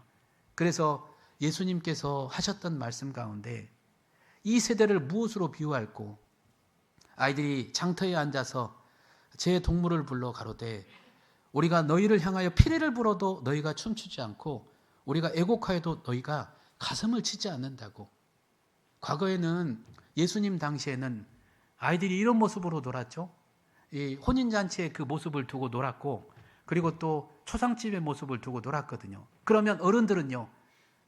혼인잔치의 그 놀이를 하면 막 웃고 박수를 쳐주었는데 반응이 없는 거예요. 그리고 또 상갓집 놀이를 하면 막 울어줘야 되는데 반응이 없는 겁니다. 우리 시대가 그런 시대라는 거예요. 가슴을 치질 못하는 거예요.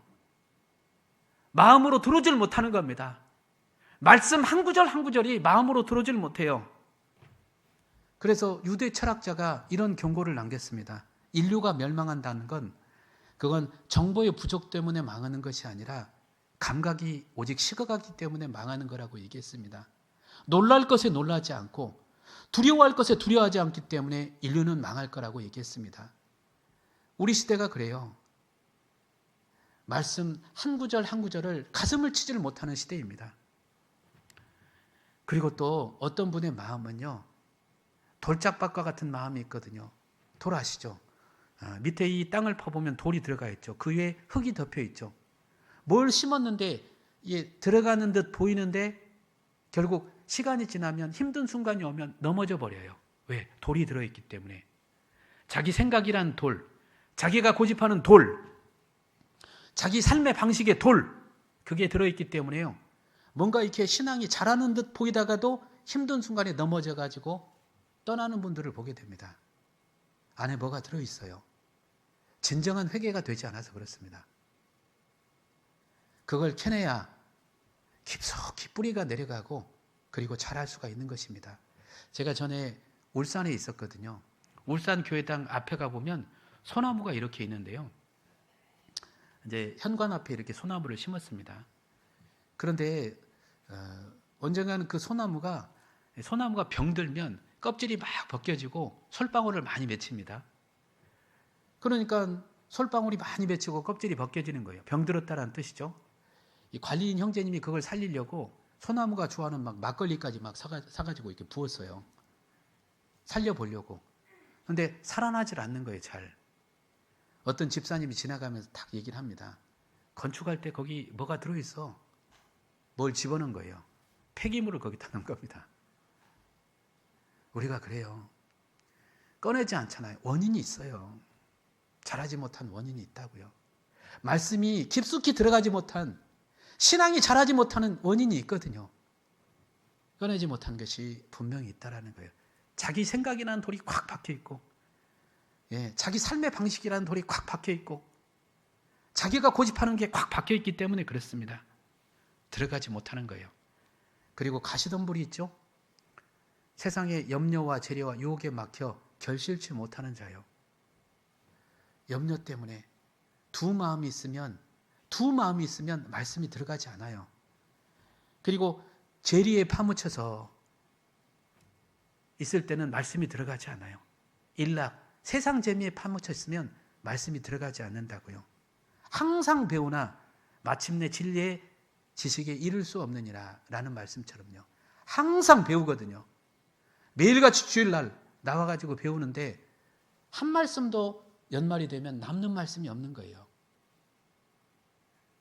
연말이 돼가지고 이 한 구절의 말씀이 나를 지켜줬다고, 나를 견디게 했다고, 나를 버티게 했다고, 그 한 구절의 말씀 가지고 여러분 간증하시는 내용이 있습니까? 그게 없다면 우리는 돌아봐야 됩니다. 그 한 구절의 말씀 있잖아요. 나의 삶을 변화시키는 한 구절의 말씀. 그 말씀이 없다면 내 마음밭에 뭔가 문제가 있는 거예요. 그래서 우리는 정말 내 마음밭을 잘 바꿔서 우리가 어떤 마음으로 말씀을 들어야 될지 생각을 해보고 한 구절 한 구절 말씀을 내 마음속에 심어야 됩니다. 좋은 밭이란 누가복음 8장입니다.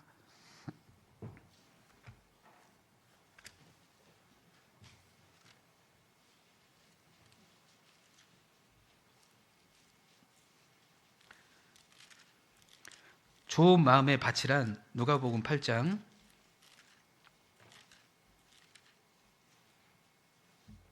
15절입니다. 같이 읽겠습니다. 좋은 땅에 있다는 것은 착하고 좋은 마음으로 말씀을 듣고 지키어 인내로 결실하는 자니라. 좋은 땅에 있다는 것은 첫 번째 착하고 좋은 마음으로 착하고 좋은 마음으로 말씀을 듣고 그랬잖아요.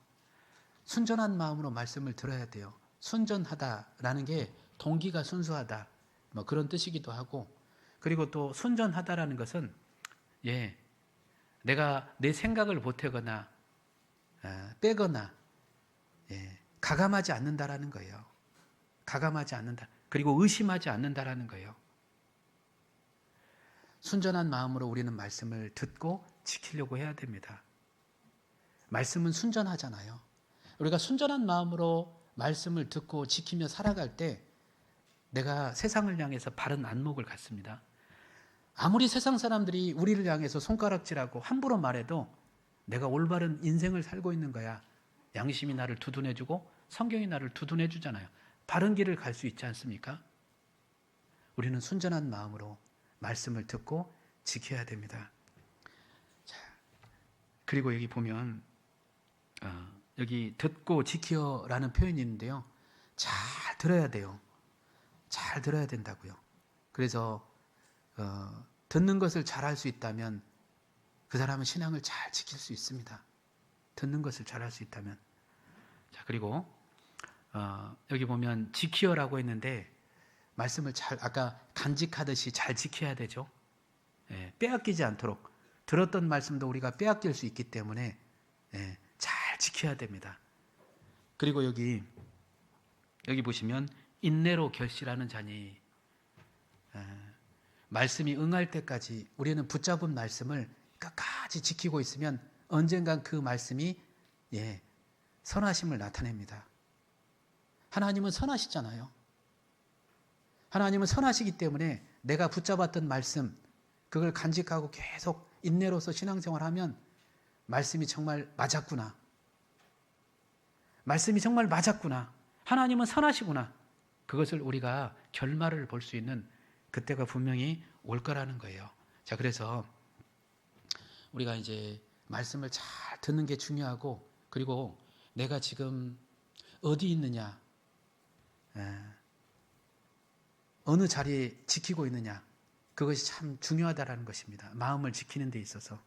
여기 시편 134편 마지막 구절입니다.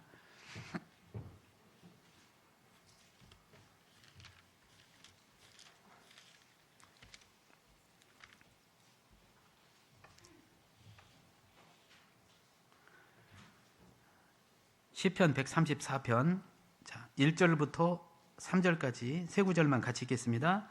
밤에 여호와의 집에 섰는 여호와의 모든 종들아, 여호와를 송축하라.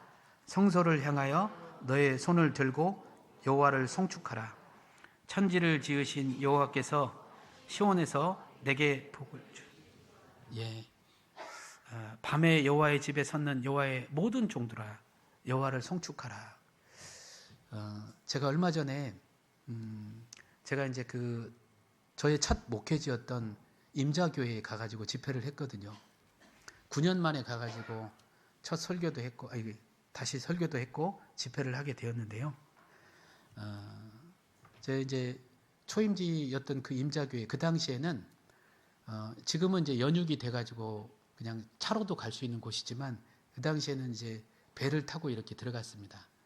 제가 거기서 이제 아이도 처음 이제 13년 만에 아이를 낳아가지고요. 거기서 이제 오늘 아이를 데리고 왔거든요.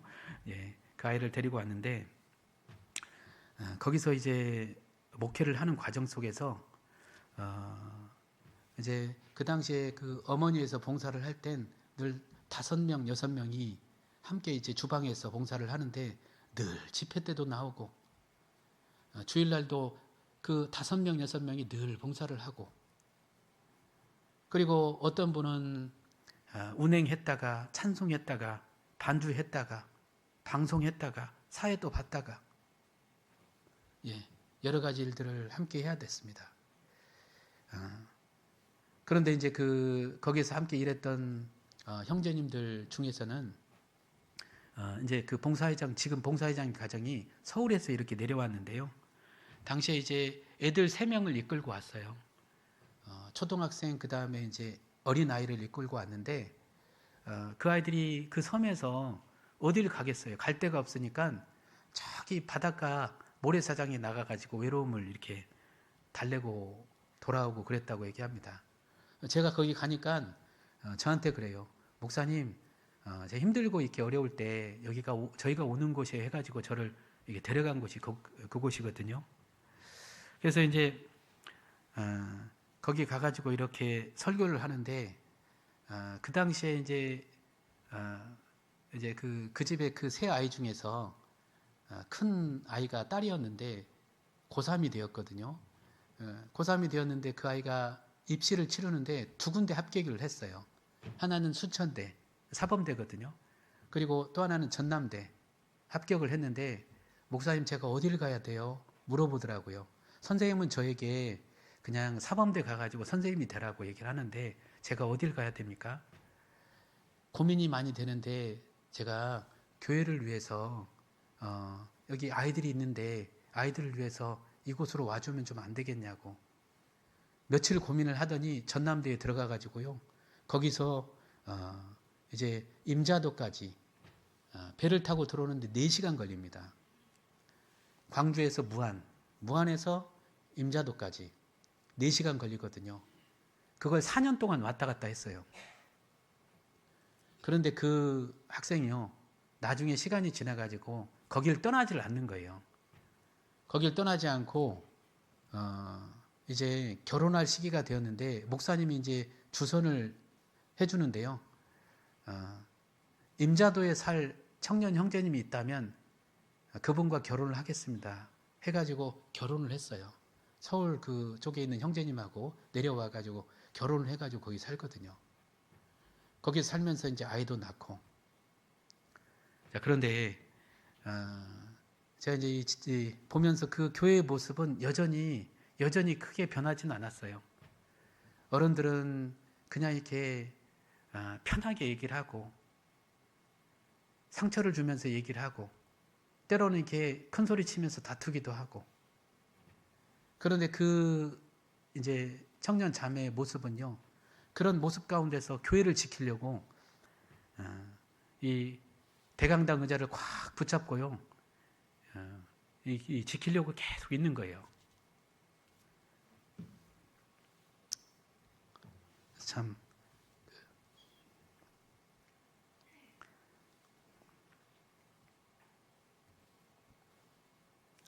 그래서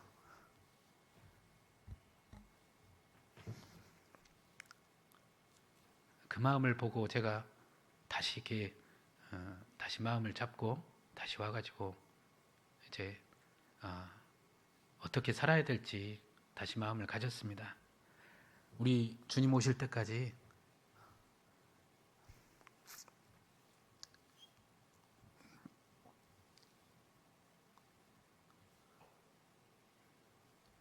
죄송합니다. 한 구절의 말씀이라도 잘 잡고 끝까지 주님 오실 때까지 버텼으면 좋겠습니다. 같이 기도하시겠습니다.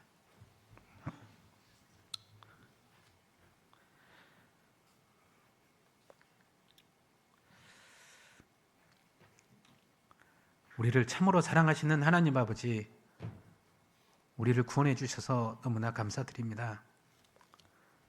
주님 오시는 날까지 주님께서 우리에게 베푸신 말씀들 우리가 끝까지 붙잡고 주님 오시는 날 주님을 기쁨으로 맞이할 수 있도록 도와주시고 지켜주시길 원합니다. 그 가운데 우리가 마음을 잘 지켜서 또 주님 앞에 섰을 땐 주님이 우리를 칭찬해 주시는 그 모습으로 우리가 설 수 있도록 도와주시길 원합니다. 고마우신 예수님의 이름으로 감사하며 기도드렸습니다. 죄송합니다.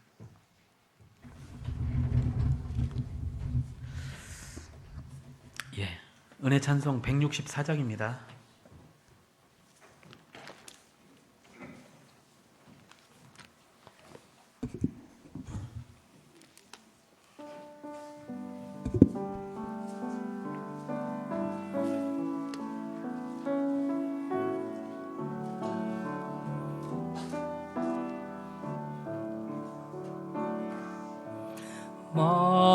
마음을 다하고 성품을 다하고 힘을 다하여서 여호와를 사랑하라. 내게 준 계명을 마음에 새기고 부지런히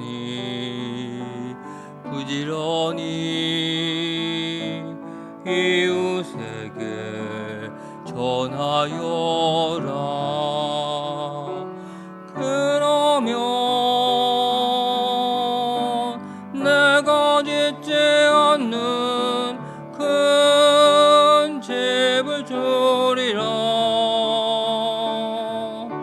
내가 심지 않는 과실을 먹게 하리라.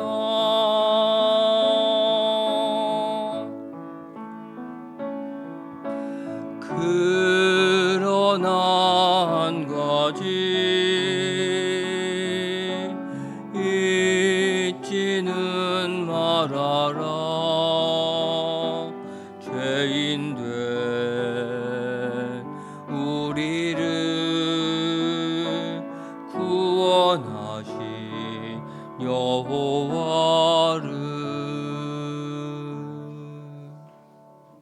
예, 광고해 주시겠습니다.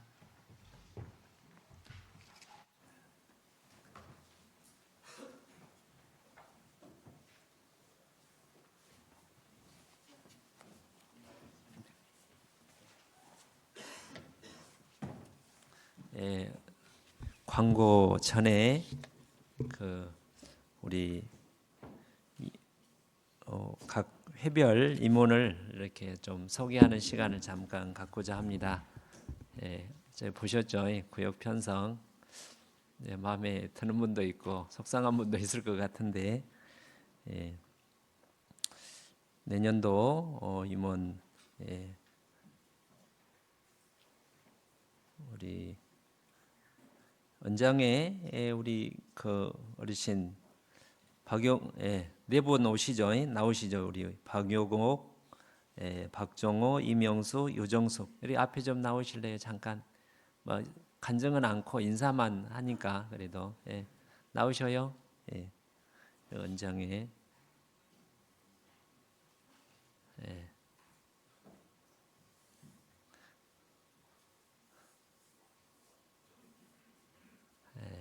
한 분은 오늘 출근한 것 같습니다. 앞에 이렇게 우리 은장의 어르신들 새해 또 한 살 더 먹었지만 마음은 새로운 마음으로 열심히 우리 은장의 성도들 또 우리에게 보여줄 수 있도록 격려의 박수 부탁드립니다. 예. 나중에 이제 소개하는 시간 갖도록 하겠습니다. 우리 봉사에 네 분, 최태영, 박성범, 유성일, 이낙형 형제님 이렇게 나오셔요. 예.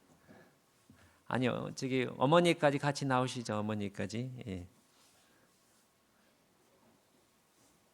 예.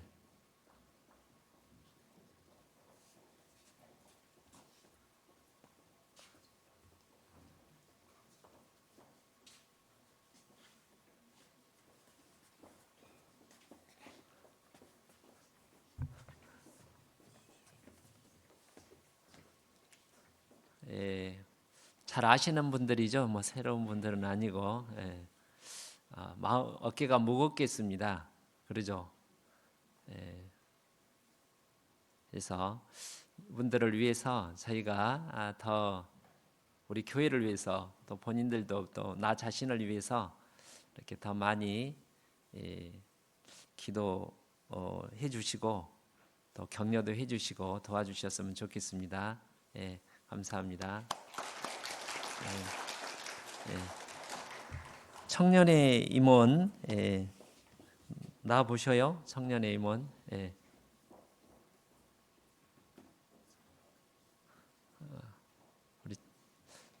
우리 교회 청년들이 그래도 교회 규모에 비해서 좀 많아서 자랑스럽고 그래서 얘기들도 자꾸 생기잖아요. 어디 가지 말고 애들 있으니까 좋죠. 교회 오니까. 요즘 청년들이 아주 기대가 새해 많이 됩니다. 박수 안녕 인사 들어가십시오. 두 분 집사님을 이렇게 새롭게 세웠습니다. 나와 보시죠. 우리 또 김성건 집사님, 송선희 집사님 한 분씩. 뭐 성경에 이제 집사의 자격에 대해서 나오는데 완전한 분들은 저도 뭐 목사로서 뭐 완전하냐 그러면 할 말 없죠.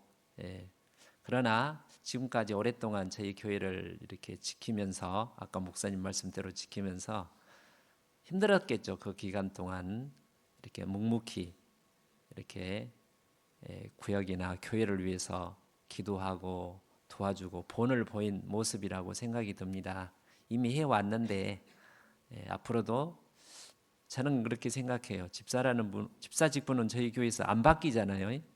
다른 직분은 이렇게 바뀌는데 그게 이제 우리 구역 좀 어떤 구역끼리 교회끼리 싸우는데 우리 구역뿐만 아니라 교회 전체를 이렇게 이제 돌아보는, 살펴는, 항상 교회 입장에서 생각하고 교회 유익을 구하는 그런 마음으로 이렇게 좀 더욱 살기를 당부를 드립니다. 그래서 좀 우리 교회에 큰 힘이 되도록 하나님이 직분을 세우셨으면 또 능력을 주시는데, 작년에 유생일 집사님은 인사를 했는가 안 했는가 기억이 잘 안 나는데 저기 위영 집사 인사는 했었겠죠. 다음 또 간증 들어보는 모두의 때나 간증 듣는 시간을 갖도록 하겠습니다.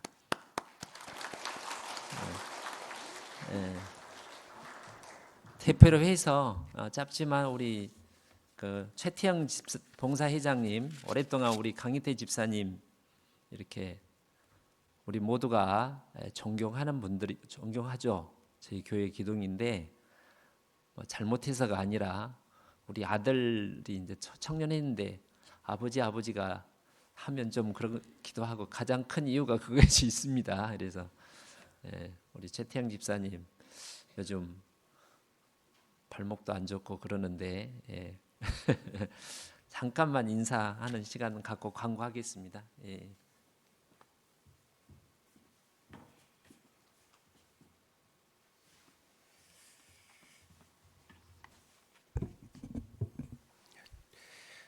두렵습니다. 무겁습니다. 도와주십시오.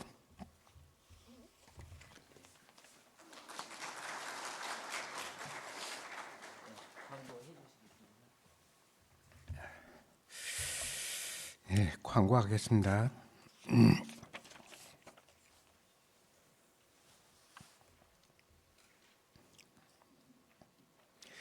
1월 대집회가 1월 10일부터 18일까지 있습니다. 대집회를 위해서 같이 기도해 주셔야 될 것 같습니다.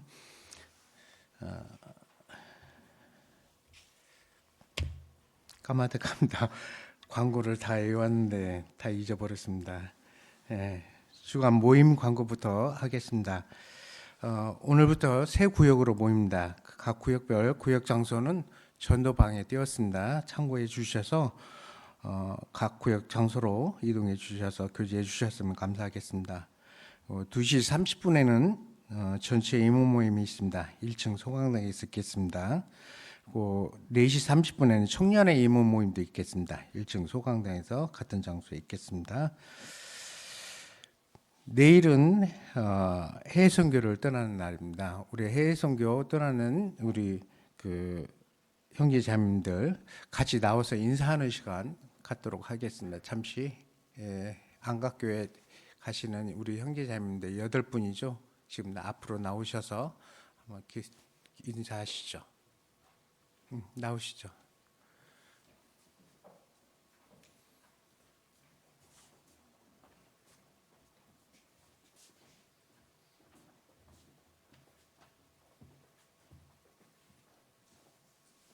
여덟 분이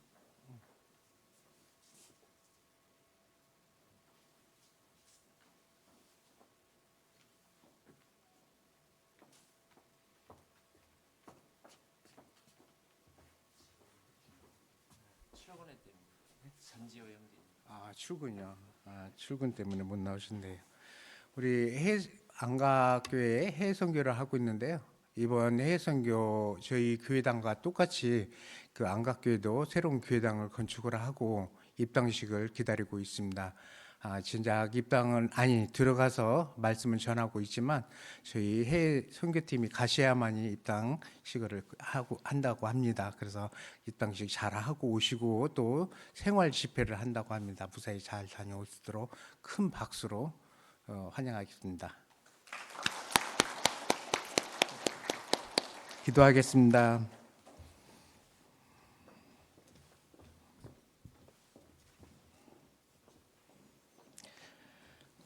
그리고 이번 주 화요일 날은 어머니의 건축헌금을 위한 판매 봉사로 전주 원래 참석합니다. 교회당에. 그래서 시간을 좀 엄수해 달라고 했는데 8시 50분에 출발합니다. 참석하실 어머니 자매님들께서는 시간 엄수해 주셔서 잘 다녀올 수 있도록 협조해 주셨으면 감사하겠습니다. 또한 토요일에는 교구 봉사의 모임이 있겠습니다. 이건 차후에 보고하도록 하겠습니다. 지정 장소에서 할 수 있도록 해주셨으면 감사하겠습니다. 그 청년의 모임이 강사 초청을 하기로 되어 있는데요. 강사님이 부득이한 일로 시간이 안 되셔서 이것은 취소가 되었습니다. 월간 계획표가 나와 있습니다. 월간 계획표 참조해 주셔서 12월 달 행사를 좀 잘 기억해 주셨다가 참석해 주셨으면 감사하겠습니다. 동계수련회 안내입니다. 동계수련회는 올해부터 10월 작년 같은 경우 10월 30일, 31일, 1일 이렇게 했었는데요. 올해는 동계수련회가 26일, 27일, 28일 이렇게 진행됩니다. 이를 위해서 동계수련회 접수를 하고 있습니다. 접수는 각 구역별로 하겠습니다. 구역별로 하고 날짜는 12월 12일까지 하고 2차 마감은 12월 23일까지 하겠습니다. 또한 중고등부 동계수련회도 있습니다. 그래서 1차 마감은 12월 19일 날 하겠고요. 2차 마감은 12월 30일 날까지 마감하겠습니다. 요건 중고등부실로 접수해 주셨으면 감사하겠습니다. 오늘 구역별 모임이 있을 텐데요. 구역장님 새로운 구역으로 모일 건데요. 새로운 구역장님들은 2026년도 달력이 나와 있습니다. 달력 수령해 주셔서 배포해 주셨으면 감사하겠습니다. 이상 광고 잠시만요. 죄송합니다. 오늘 식사 시간에 떡하고 갈비가 나온다고 합니다. 우리 사랑하는 우리 예찬이 돌이라고 합니다. 돌떡이 나옵니다. 맛있게 드시고 축하해 주셨으면 감사하겠습니다. 이상 광고 마치겠습니다.